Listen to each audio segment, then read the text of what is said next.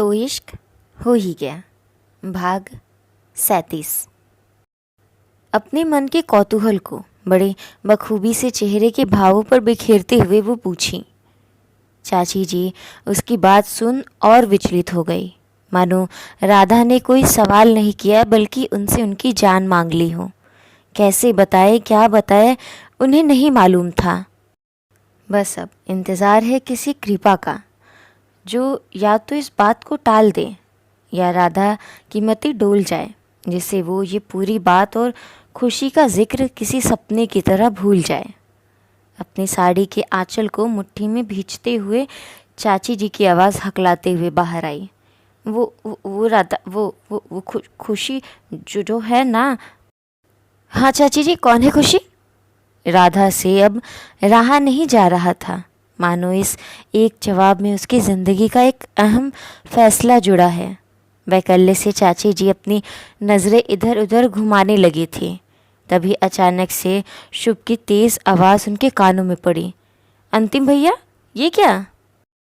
दुबे जी? यकायक अंतिम के बारे में सुन ही राधा का ध्यान भंग हुआ और वो जल्दी से कमरे के बाहर की ओर भागी। उसके जाते ही चाची जी के चित्त को शांति मिली। क्या भाग्य है बेचारी का, जिसके नाम पर नंगे पांव राधा दौड़ी जा रही।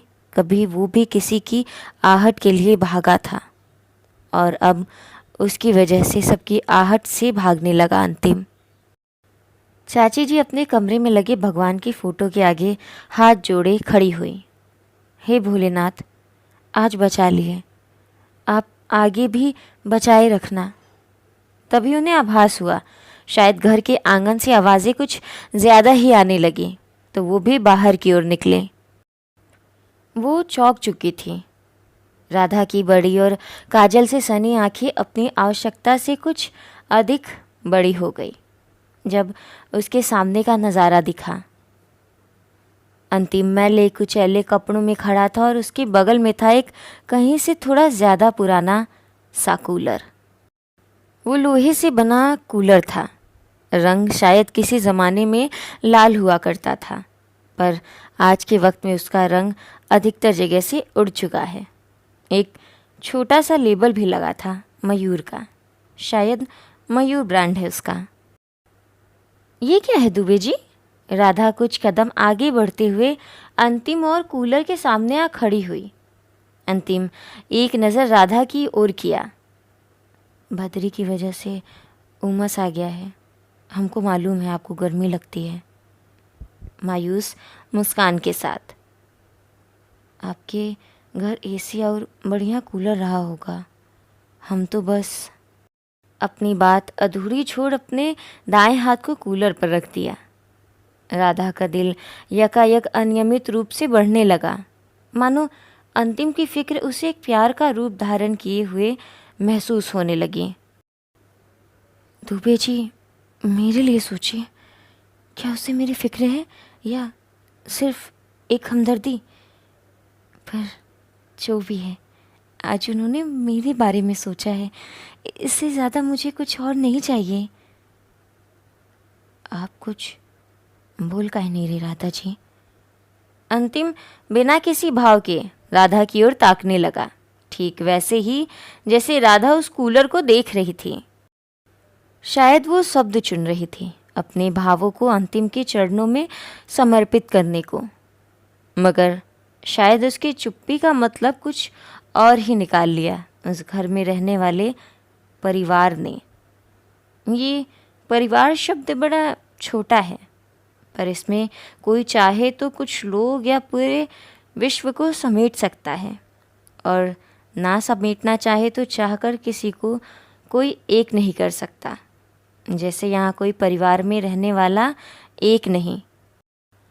बोले भी का अंतिम हुआ, ऐसा छोटा सा पुराना टूटा फूटा कूलर लाएगा तो कौन खुशी मनाए? पुष्कर भैया एक तिरछी मुस्कान लिए अंतिम के सामने आ खड़े हुए और उसके बाएं कंधे पर हाथ टिकाए। पहले भी कहे थे, अब भी कहेंगे, लग जाओ हमारे धंधे पानी में, ज़िंदगी उबार देंगे, 2-4 रुपए बच जाएंगे तो कहा जाता है। ऊपर से सारे शौक भी पूरे कर पाओगे पत्नी के। वही तो, अरे मुझे कोई ऐसा बेकार कूलर दे तो मैं छू ना इसे। राधा की ओर देख, मेरे पति ने तो एसी लगवाया है। अरे इतनी ठंडी हवा देता है कि हमारा तो 10,000 का मुलायम कंबल है ना, उसे ओढ़ना पड़ता है। अपनी अमीरी की वाहवाही करते हुए सुनंदा भाभी डींगे हाकी और हमेशा की तरह जहाँ तुलसी माँ गर्व से अपनी सिर ऊपर किए सबको देखने लगी, वही चाची जी चिढ़कर अपनी आंखें फेर ली।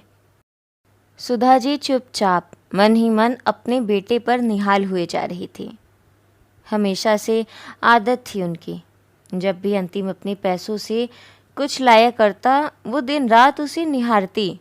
मगर गलती ये हुई कि कभी सामने से जाकर एक बोल नहीं बोल पाई कि कितना गर्व है उन्हें अपने बेटे पर।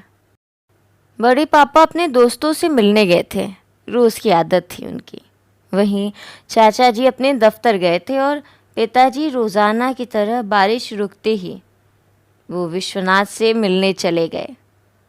कई सवालों के जवाब रोज़ाना मांगते पर शायद विश्वनाथ इस वक्त गंगा को अपनी जटाओं में पुनः इस सावन में भरने में मग्न हुए नृत्य कर रहे इन बारिश की बूंदों के साथ, तो राम नरेश जी रोज ना जा पाते उनसे मिलने। अंतिम को इस बार फिर परिवार वालों की बात नहीं चुभी, क्योंकि कहीं ना कहीं वो सोच कर आया था उसकी फिक्र का कोई मोल नहीं, क्योंकि वो अंतिम है जिसका स्थान हमेशा ही अंतिम रहेगा। आज उसे उस कूलर की और अपनी हालत एक जैसी लग रही थी। दोनों वक्त के साथ अब बेकार बन चुके थे, इतने बेकार कि कोई अब अपने घर में भी नहीं रखना चाहता।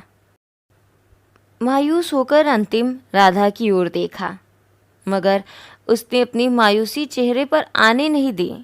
अब भी एक मुस्कुराहट लिए वो बड़े आदर से हर खरी खोटी खुद के सीने में समा लिया।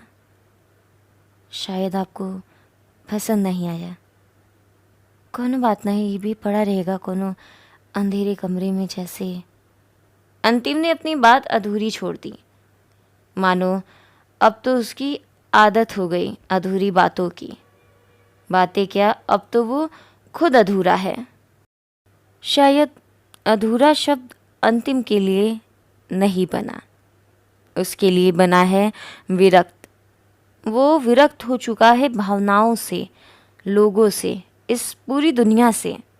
उसे तो भाने लगा है एकांत, जहाँ वो कुछ पल खुद के साथ जीना चाहता था। पर अब एकांत कहाँ उसके जीवन में। एकांत तो मिलेगा मणिकर्णिका की शोर से, जिसकी राह अंतिम ठीक वैसे ही ताकता है जैसे चकोर चांद की ओर एकटक निहारता हुआ उसकी ललक की प्यास बुझाने की कोशिश करता है, जैसे मैं। और एक बार फिर राधा को कोई दिक्कत नहीं हुई अंतिम की उस अधूरी बात को पूरा करने में, पर हाँ तकलीफ बहुत हुई। क्या वो उस घर का बेटा नहीं, या उसे जीने का हक नहीं, जो रोज़ तिल तिल मर रहा अंतिम। इतना ज़्यादा घुट चुका है कि आखिरी रास्ता ही उसे सिर्फ मौत लगा। मगर कहते हैं मौत आखिरी रास्ता नहीं होता, वो तो पहला रास्ता है, टूटकर इतना बिखर जाने का कि दोबारा कभी वो इंसान जुड़ ही ना सके। अंतिम का रास्ता अब पहले चरण से उठ चुका था, वो अग्रसर था उस आखिरी रास्ते की लकीर को सर्वथा के लिए मिटाने को। पर कहते हैं जिसकी जीवन की डोर खुद महादेव ने थामी हो, उसका साथ कहाँ इतनी जल्दी छूटने वाला था। इस मोह की दुनिया में जैसे अंतिम की डोर बंध गई थी उस विश्व के नाथ से। और दूसरी राधा, याद है अब भी उसे बखूबी। वो लंका की सड़क थी और हर ओर अंधाधुन गाड़ियां ना आओ देख रही थी और ना ही ताव। अपने मगन में लिप्त निकल रही थी अपनी मंजिल की ओर। फिर रास्ते में हवाएं या कोई जीव, किसी से उन्हें क्या मतलब। उन गाड़ियों को बड़े गौर से देख रहा था अंतिम, कैसे सर्र की आवाज़ से गुजर जाती वो। उस वक्त मन में क्या चल रहा था क्या नहीं, किसे पता। ना चेहरे पर कोई भाव था उसके और ना इच्छा जीने की। यकायक उठ वो सड़क के बीच उन बेदर्दी गाड़ियों के बीच चलने को कदम बढ़ाने लगा था।